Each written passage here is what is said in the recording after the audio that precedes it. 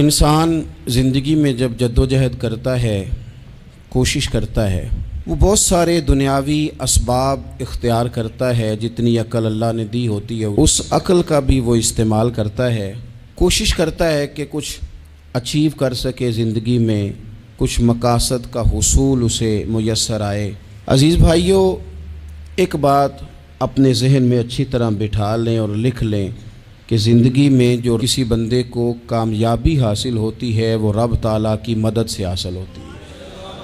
اگر رب تعالیٰ مددگار ہو تو پھر کوئی چیز بھی رستے میں رکاوٹ نہیں بنتی، اور اگر مالک کریم کو منظور نہ ہو تو انسان بہترین سیاستدان ہو، اچھا ایڈمنسٹریٹر ہو، اس کا ذہن بڑی وسعت رکھتا ہو، بڑی اچھی پلاننگ کرنا جانتا ہو، سارا کچھ ہو، تو بندہ ناکام ہو جاتا ہے۔ مسلمانوں کو جتنی کامیابیاں ملیں ان کا پس منظر صرف اتنا تھا کہ اللہ تبارک و تعالیٰ نے اپنے بندوں کی مدد فرمائی، اور اب تعالیٰ نے قرآن مجید میں اس حقیقت کا بیان کیا، فرمایا بل اللہ مولاکم، فرمایا بلکہ اللہ تمہارا مولا ہے، وَهُوَ خَيْرُ النَّاصِرِينَ، اور وہ بہترین مددگار ہے۔ وہ جو رب تمہارا مولا ہے وہ بہترین مددگار ہے، اور اگر وہ مدد کرے تمہاری، سورہ آل عمران میں آگے جا کے ارشاد فرمایا اگر اللہ مدد کرے تو پھر تم پر کوئی غالب نہیں آ سکتا، اور اگر وہ تمہاری مدد چھوڑ دے تو پھر کوئی تمہاری مدد کر سکتا، کوئی مدد نہیں کر سکتا۔ بدر کی جنگ بھی اور فتح مکہ بھی رمضان المبارک میں ہوا ہے۔ میں دونوں پر غور کر رہا تھا تو ایک نیا مضمون میرے ذہن میں آنے لگا۔ بدر کی جو جنگ ہے اس میں بھی ایک عجیب انقلاب آیا ہے کہ 313 نے 1000 سے مقابلہ کیا، اور جن 1000 سے مقابلہ کیا وہ اسلحے سے لیس تھے، اور یہ جو 313 ہیں ان کے پاس 6 زرہیں، 8 تلواریں، چند گھوڑے، لیکن اللہ نے کامیابی دی تو خود رب نے بیان کیا کس طرح دی، فرمایا وَلَقَدْ نَصَرَكُمُ اللَّهُ بِبَدْرٍ وَأَنْتُمْ أَذِلَّةٌ۔ وہ کامیابی اس طرح ملی ہے کہ رب نے تمہاری مدد کی تھی، تم تو کمزور تھے، اللہ نے بدر میں تمہاری مدد کی، تم جیت گئے۔ وَلَقَدْ نَصَرَكُمُ اللَّهُ بِبَدْرٍ وَأَنْتُمْ أَذِلَّةٌ، اللہ نے بدر میں تمہاری مدد کی، تم تو کمزور تھے۔ پھر فتح مکہ نصیب ہوئی تو اس میں بھی بہترین منصوبہ بندی نبی پاک علیہ السلام نے فرمائی، بہترین حکمت عملی حضور نے اپنائی، لیکن ہمیں جو اللہ رسول نے بات سمجھائی وہ کیا ہے؟ اذا جاء نصر اللہ والفتح، فرمایا جب اللہ کی مدد آئی اور فتح نصیب ہو گئی۔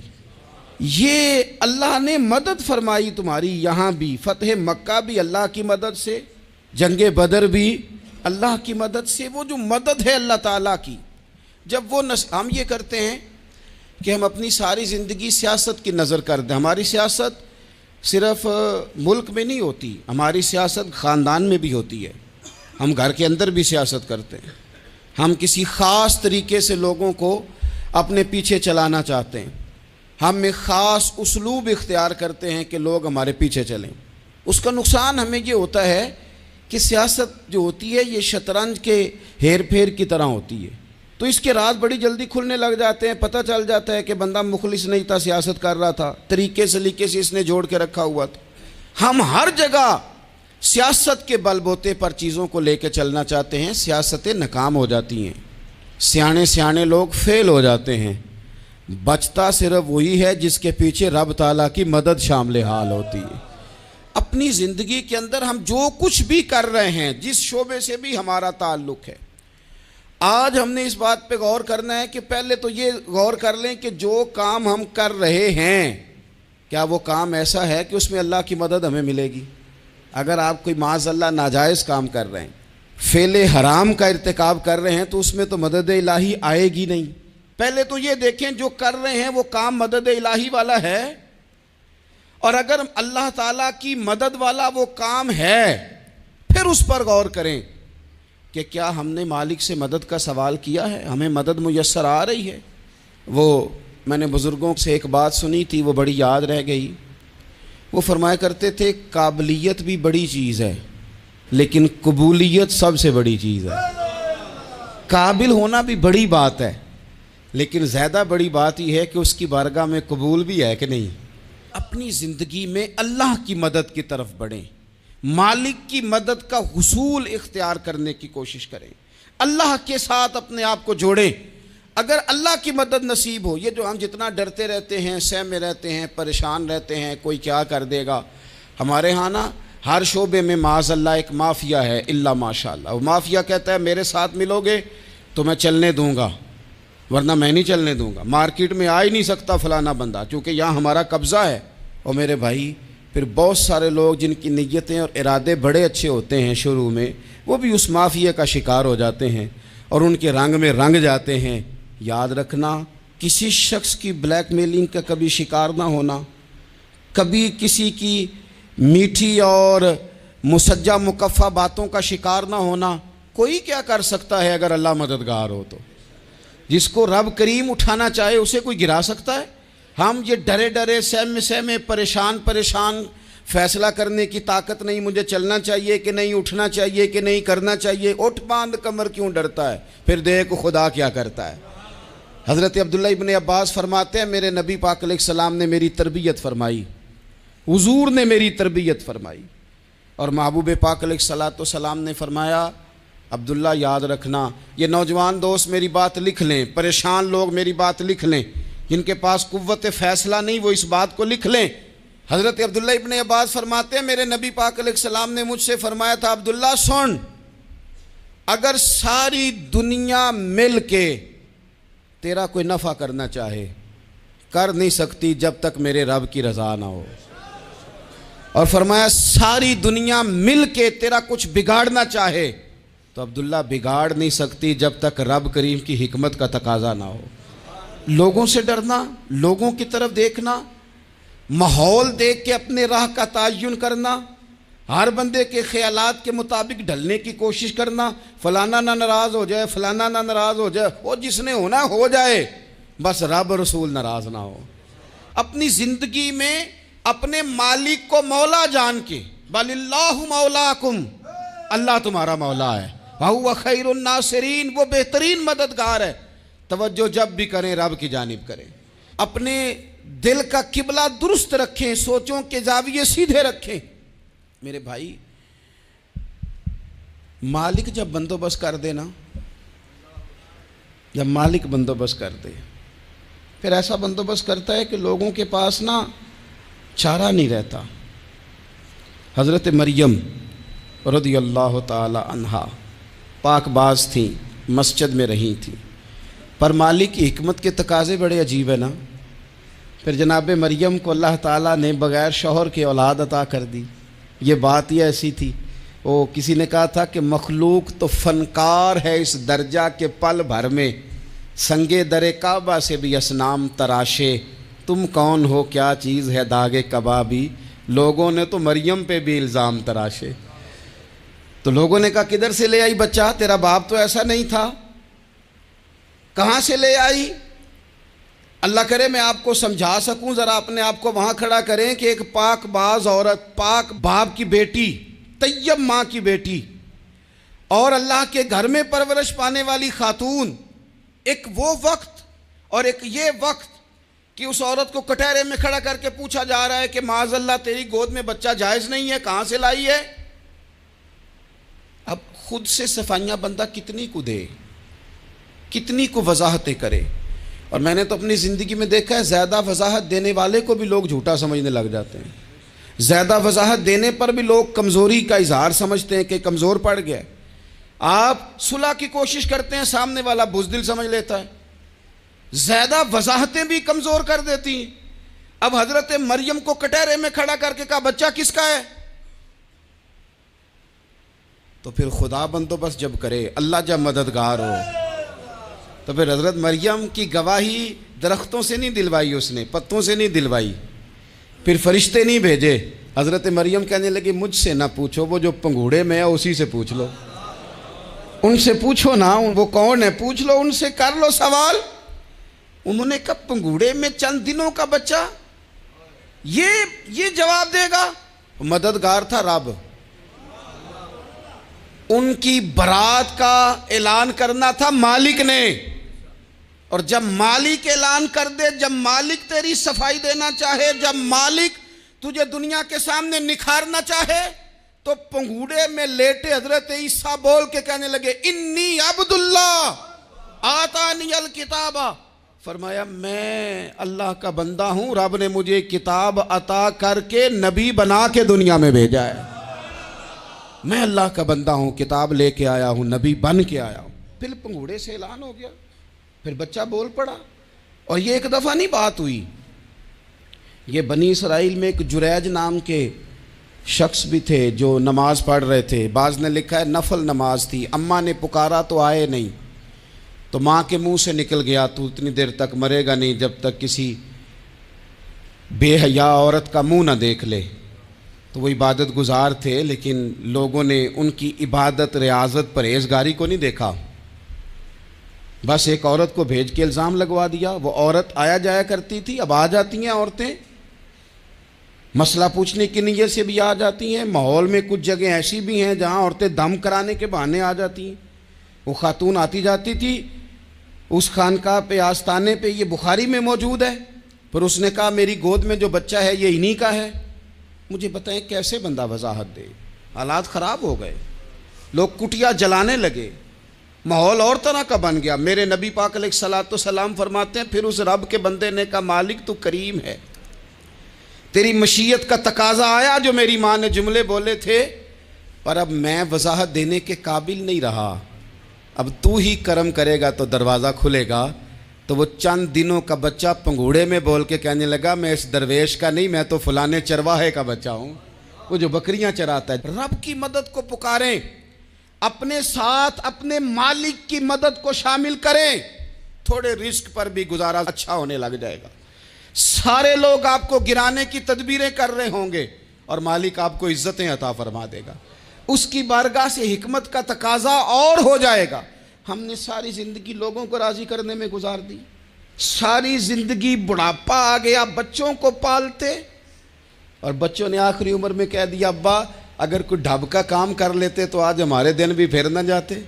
सारी ज़िंदगी गुजार दी बहन भाइयों को राज़ी करने में, सारी ज़िंदगी गुजार दी जिम्मेदारियां उठाने में। उनको 99 दफ़ा दिया, एक दफ़ा नहीं दिया तो उन्होंने कह दिया तूने तो कभी दिया ही नहीं, तू था ही नहीं। सारी ज़िंदगी मोहल्लेदारों इलाके वालों को राज़ी करने में गुजार दी। और मैंने ऐसे लोग भी देखे दीन के लिए वक्त गुजारा, लेकिन जब बुढ़ापे में दांत काम ना करते थे तो वक्त के मुफ्तियों को भी मस्जिदों की कमेटियों ने कह दिया अब आपकी समझ नहीं आती, हमने ख़तीब को यौर रखना है, न देखो दुनिया की तरफ, दुनिया रुला देती है, न राज़ी करो बंदों को, बंदे थका देते हैं, न पीछे भागो हर वक्त दुनियादारों के, ये इंसान को कमज़ोर कर देते हैं। वो तो करीम ही बड़ा है, 2 आंसू ज़मीन पर बाद में गिरते हैं, बंदे के गुनाह सारे पहले माफ़ फरमा देता है। अल्लाह की मदद का हुसूल, अपने मालिक की मदद की तरफ बढ़ना, आपको बदर की जंग भी यही दरस देगी, आपको ओहद का मैदान भी यही सबक देगा, फतेह मक्का भी यही सबक देगा। मेरे दोस्तों जब रब मदद फरमाए, जब अल्लाह मददगार बने।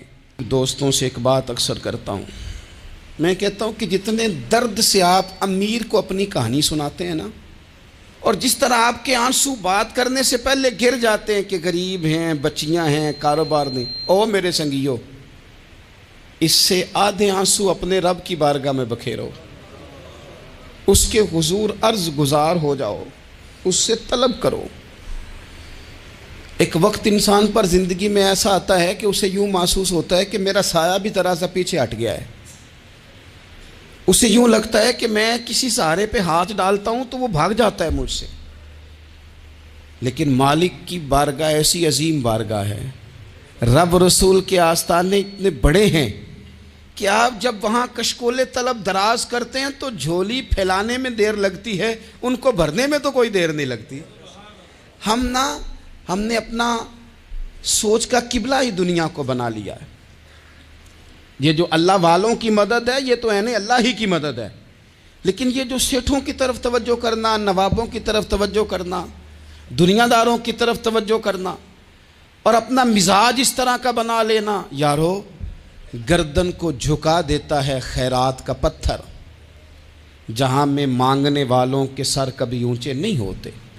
اور اقبال کہتے ہیں غیرت ہے بڑی چیز جہان تگ و دو میں، پہناتی ہے یہ فقر کو تاج سردارا۔ میں عرض کروں گا کہ اپنی آپ جب توجہ کا قبلہ اللہ رسول کو بنائیں گے تو رب فرماتے ہیں وَيَرْزُقْهُ مِنْ حَيْثُ لَا يَحْتَسِبُ، میں نہ تجھے وہاں سے رزق دوں گا جہاں سے کبھی تیرا گمان بھی نہیں کیا ہوگا، یہاں سے بھی مل سکتا ہے، تو نے سوچا بھی نہیں ہوگا۔ بخاری شریف میں حدیث ہے، حضرت جابر ابن عبداللہ فرماتے ہیں نبی پاک صلی اللہ علیہ وسلم نے 300 لوگوں کا ایک لشکر روانہ کیا کسی مہم کے لیے، کسی جہاد کے لیے۔ حضرت ابو عبیدہ بن جراح رضی اللہ تعالیٰ عنہ امیر لشکر تھے۔ فرماتے ہیں غربت اتنی زیادہ تھی، بھوک اتنی زیادہ تھی کہ ایک ایک کھجور دن میں ایک وقت کھانے کو ملتی تھی، اور کچھ دن ایسے آئے کہ اب کھجور بھی نہیں مل رہی۔ فرماتے ہیں اتنی زیادہ بھوک لگی مجاہدین کو 300 بندہ پتے کھا کے گزارا ہونے لگ گیا۔ یہ بخاری میں موجود ہے۔ آپ فرماتے ہیں کہ دریا کے کنارے ہمارا پڑاؤ تھا، ٹھہراؤ تھا، جب بھوک سے نڈھال ہو گئے نا، وَيَرْزُقْهُ مِنْ حَيْثُ لَا يَحْتَسِبُ، اللہ وہاں سے روزی دیتا ہے، گمان بھی نہیں ہوتا۔ فرماتے ہیں ایک مچھلی اللہ تعالیٰ نے دریا کے کنارے بھیجی، فرماتے ہیں وہ تھی تو مچھلی پر پہاڑ جتنی تھی۔ بخاری میں لفظ ہیں، حضرت جابر ابن عبداللہ رضی اللہ تعالیٰ عنہ فرماتے ہیں 300 آدمی 18 دن تک اس مچھلی کو کھاتے رہے، مچھلی ختم ہی نہیں ہوئی۔ مچھلیاں نہیں، مچھلی کہتے ہیں 18 دن 300 بندہ کھاتا رہا، مچھلی ختم ہی نہیں ہوئی۔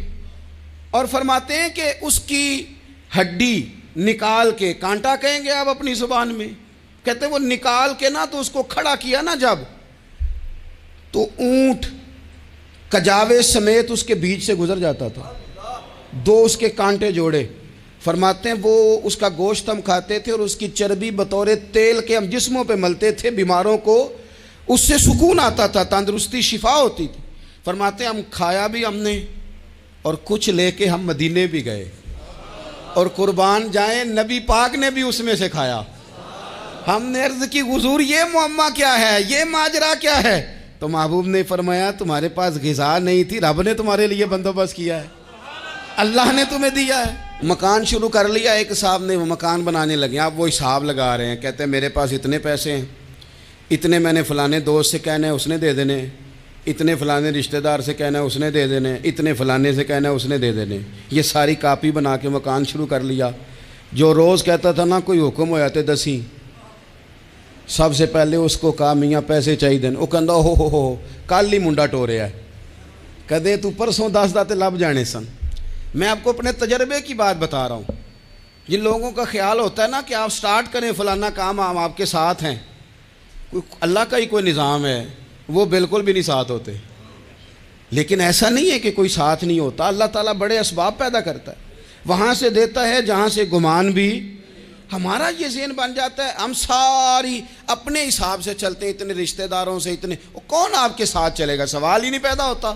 یہ سارے کام چھوڑ کے سب سے پہلے 2 رکعتیں پڑھو، اپنے رب کی بارگاہ میں، رسول کائنات کی بارگاہ میں گزارشات اور استغاثے پیش کرو، وہاں سے خیر طلب کرو۔ دنیا دار کیا دیں گے، کیا دے سکتے ہیں، کیا حیثیت ہوتی ہے کسی؟ اللہ کہتا ہے وہاں سے دوں گا۔ تو جو اللہ مال دے وہ لینا چاہیے کہ رشتہ داروں کا مال دیکھنا چاہیے؟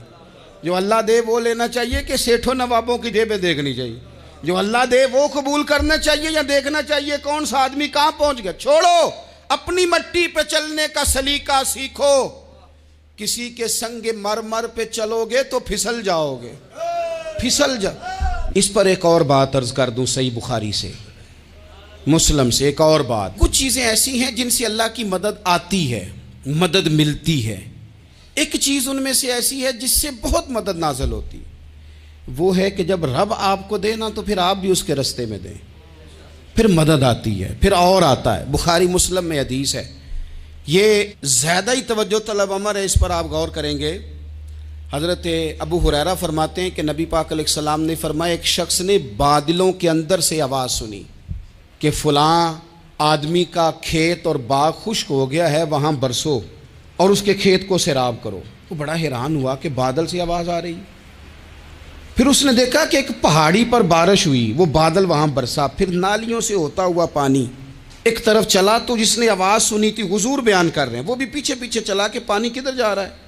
اس نے جا کے دیکھا کہ ایک مقام پہ ایک باغ کو وہ پانی لگ رہا ہے اور ایک آدمی وہ پانی لگا رہا ہے۔ اس نے اس سے پوچھا تیرا نام کیا ہے؟ اس نے کہا کیوں؟ کہنے لگا بتا نا۔ اس نے نام بتایا تو کہنے لگا یہی تو وہ نام ہے جو میں نے بادلوں کے اندر سے سنا ہے کہ فلاں کے کھیت کو پانی دے دو۔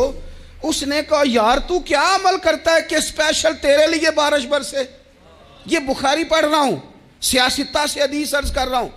اس سے پوچھا تو کیا کام کرتا ہے کہ جناب اللہ تبارک و تعالیٰ کا حکم کرم آیا کہ خاص تیرے لیے پانی برسے اور تیرے کھیت کو سیراب کرے؟ تو اس نے کہا چھوٹا ذمہ دار ہوں، پر جب فصل اگتی ہے تو 3 حصے کرتا ہوں، ایک حصہ اپنے بال بچوں پہ بہن بھائیوں پہ خرچ کرتا ہوں، ایک حصہ پورا، اور ایک حصہ دوبارہ کاشتکاری پہ لگاتا ہوں، اور تیسرا حصہ خالص میں نے مسکینوں، یتیموں اور غریبوں کے لیے رکھا ہوا ہے۔ وہ جو تیسرا حصہ اللہ کرے آپ سمجھیں، وہ رب کے بندوں پہ تیسرا حصہ خرچ کرتا ہے نا، تو کریم مالک نے فرمایا جہاں سے غریب کا حصہ جاتا ہے وہ کھیت خشک نہیں رہنا چاہیے، وہ جہاں سے مسکین روٹی کھاتے ہیں وہ خشک نہ رہے، جہاں سے یتیموں کو کچھ آتا ہے کہیں اس کی فصل رہ نہ جائے۔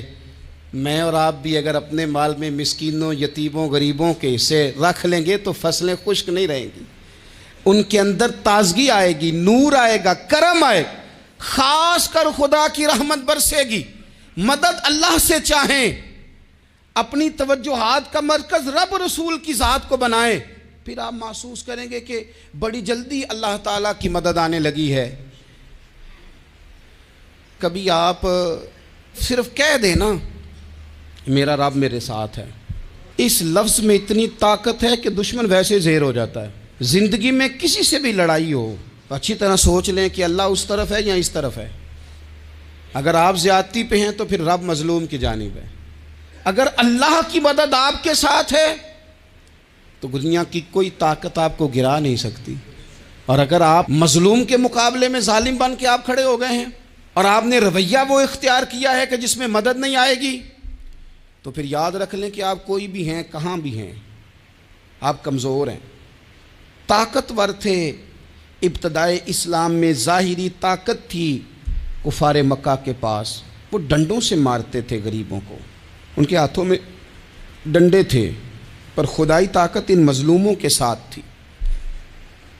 صاحب زرقانی نے لکھا ہے حضرت زنیرہ رضی اللہ تعالیٰ عنہ ایک لونڈی ہیں، غریب ہیں، ماڑے دا کی کام محمد نس جانا یا رونا، غریب سادی بی بی اور لونڈی کنیزہ، ایک مشرک کی کنیزہ تھی، انہوں نے کلمہ پڑھ لیا، وہ ڈنڈوں سے مارتا، دروں سے مارتا، تکلیف دیتا۔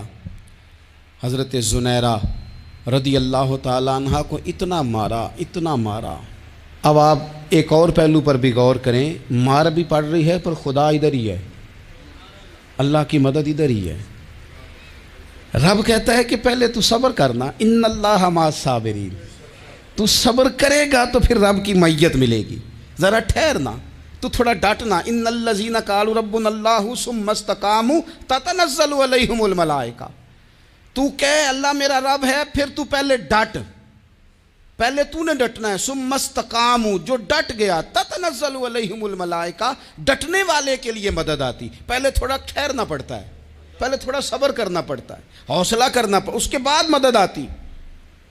مار پڑ رہی ہے، مارا جا رہا ہے حضرت زنیرہ کو، ان کا مالک جو ہے ظاہری آقا وہ مار رہا ہے، یہ کنیزہ ہے، اتنا مارا اتنا مارا، ان کی بینائی چلی گئی، نظر آنا بند ہو گیا۔ ابو جہل آیا اور کہنے لگا زنیرہ دیکھا نا ہمارے بت تیری آنکھیں لے گئے، معاذ اللہ، لات و منات ہمارے بتوں نے تجھے اندھا کر دیا۔ اب ایسا نہیں ہے کہ بی بی روتی جا رہی ہے، روتی جا رہی ہے، مایوسی مایوسی، معاذ اللہ، پریشانی، غریبی بڑی ہے، پوچھنے والا کوئی نہیں، یہ باتیں نہیں۔ کیا جملے ہیں خاتون کے، کیا لفظ ہیں۔ ابو جہل نے تنزیہ کہا، معاذ اللہ، کہنے لگا دیکھا نا ہمارے بتوں نے تجھے اندھا کر دیا۔ تو جناب زنیرہ آنکھوں کی بینائی گئی ہے، رات کو گئی ہے، دکھ ابھی تازہ ہے، لیکن اللہ پہ جو توکل ہے، اپنے مالک سے جو رشتہ ہے، وہ اتنا مضبوط ہے، اتنا طاقتور ہے، اس میں اتنی گہرائی ہے کہ حضرت زنیرہ بول کے نا اتنی قوت سے بولی، اتنی طاقت سے بولی کہ پورے کفر پر لرزہ طاری ہو گیا۔ فرمانے لگی تمہارے بتوں کی کیا اوقات ہے کہ میری بینائی لے جائیں؟ یہ میری رب کی حکمت کا تقاضا ہے۔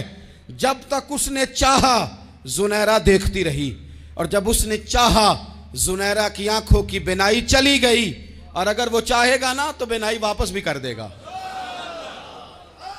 اگر ہو ذوق یقین پیدا تو کٹ جاتی ہیں زنجیریں، اگر وہ چاہے گا تو بینائی آ بھی جائے گی۔ حضرت زنیرہ نے رات کو یہ لفظ کہے، ابو جہل اور سارے کفار ڈر کے سن کے چلے گئے، آپ اطمینان سے آ کے بستر پہ سوئی۔ جب سویرے اٹھی تو اللہ نے آنکھوں کی روشنی واپس کر دی تھی۔ آنکھوں کی اب چھڑی پکڑی ہے، بازاروں میں گھومتی ہے، کہتی ہیں بلاؤ کدھر ہے تمہارے نات و منات، دیکھو میرے رب نے روشنی واپس کر دی۔ آ کر میرے ساتھ ادھر آ، ستمگر ہنر آزمائیں، تو تیر آزما ہم جگر آزمائیں۔ بیمار لوگوں یاد رکھو، کہہ دیا ڈاکٹر نے کہ تو بڑا بیمار ہے، تو بڑا کمزور ہے، یہ ہو گیا وہ ہو گیا، تو ڈاکٹر اپنے علم کے مطابق بات کر رہا ہے، ہوگا تو وہ جو میرا رب چاہے گا۔ کمزور ہو جانا، پریشان ہو جانا، تکلیف میں آ جانا، پتہ نہیں بات ہو گئی ہے تو جانے کیا ہو جائے گا۔ اپنی زندگی کے اندر اپنے رب سے رشتہ مضبوط کریں، رسول کائنات سے رشتہ مضبوط کریں، اللہ والوں سے رشتہ مضبوط کریں۔ حضرت زنیرہ نے پیغام دیا کہ زندگی میں جو جینا چاہتے ہیں تو وہ رب کا نام لے کے جی سکتے ہیں، جو اپنی زندگی میں خوشیاں دیکھنا چاہتے ہیں تو رسول اللہ کے نام پر خوشیاں دیکھی جا سکتی ہیں۔ توکل کی بنیاد پر بندہ خوشیاں لے سکتا ہے، اور اگر انسان میں توکل نہیں ہے تو پھر وہ اس کالے جادو سے بھی ڈر رہا ہے، وہ نیلے سے بھی ڈر رہا ہے، وہ پیلے سے بھی ڈر رہا ہے، وہ فلانے سے بھی ڈر رہا ہے، وہ میرے خلاف فلانا رشتہ دار سازش کر رہا ہے تو ڈر رہا ہے، فلانا میرے بارے میں یہ کر رہا ہے تو ڈر رہا ہے، وہ پتہ نہیں دنیا ادھر ہو جائے گی تو کیا ہو جائے گا، اٹھ باندھ کمر کیوں ڈرتا ہے، پھر دیکھ خدا کیا کرتا ہے۔ تو اس ساری گفتگو کا نچوڑ آپ کو یہ عرض کیا ہے، سب سے پہلے تو یہ کہ میدانوں میں مدد بھی اللہ کی، رزق میں مدد بھی اللہ کی، فصلیں خشک ہوں تو مدد پھر بھی اللہ کرے، تو پھر ساری مدد، اور اگر انسان بیمار ہو تو پھر بھی مدد اللہ کی۔ تو اپنے اللہ کی جانب توجہ کو بڑھائیں، آپ اللہ سے مدد کے سوالی بنیں۔ ترمذی کی ایک حدیث ہے، میں آپ کو زندگی کا تجربہ بتاتا ہوں کہ جب میں بڑا پریشان ہوتا ہوں تو یہ والی روایت کھول لیتا ہوں، مزہ دیتی ہے۔ میرے نبی پاک علیہ السلام نے فرمایا اپنے دکھ سیٹھوں نوابوں کو نہ کہنا، مالداروں کا نہ کہنا، ورنہ اللہ تمہیں کبھی غنی نہیں کرے گا۔ فرمایا اپنے دکھ اپنے رب کی بارگاہ میں عرض کرنا، جلدی کرے یا دیر سے کرے اللہ تمہیں لوگوں سے بے نیاز کر دے گا، اللہ تمہیں غنی کر دے گا۔ رات کو بیٹھو نا اس کی بارگاہ میں، اسے دکھڑے سناؤ، چھوٹی چھوٹی باتیں۔ حضور نے فرمایا نمک بھی مانگو تو رب سے مانگو، چھوٹی چھوٹی بات سے شروع کرو نا۔ جب بندہ شروع کرتا ہے نا چھوٹی چھوٹی چیزیں تو بڑی ساری چیزیں، یہ اس طرح ہوتا ہے جیسے بندہ رب سے گفتگو کر رہا ہے، مالک مجھے یہ چاہیے، مالک میں یہاں کمزور ہوں، اللہ میں یہاں پریشان ہوں۔ آپ یہ کر کے تو دیکھیں، لمبی لمبی دعائیں مانگ کے تو دیکھیں، اس کے حضور جوڑ کے تو دیکھیں، آپ دیکھیں گے راحت کتنی ہے، سکون کتنا ہے۔